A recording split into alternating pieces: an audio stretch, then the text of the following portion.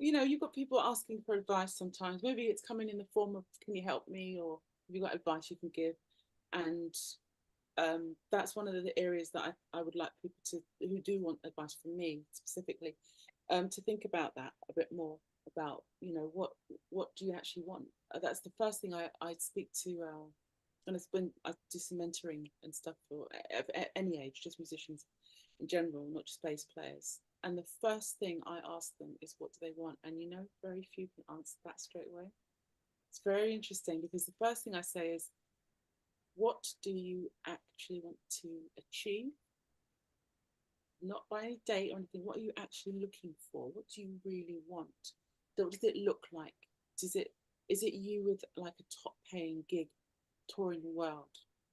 Is it you with an album out? Is it you with you know, a certain amount of recognition, or sales, or follower numbers, or making the best record you could have made? And then look at where the compromise has to happen. Maybe the best record you could make doesn't equate a huge following list. So which do you really want? Do you want the list, or do you want the great record? So then honing it down, right down to what's the actual core, because you can't have it all. If you want the great record, what does that entail? Oh, you really like atonal music, do you? Okay, well, I just got something to tell you about that.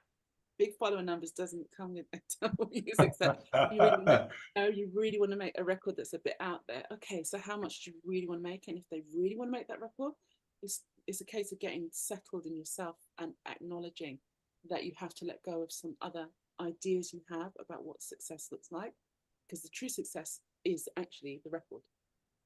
So it might mean that you don't sell a lot, might mean you don't have a big follower list, but you've identified that your actual real ambition is the record being this particular thing.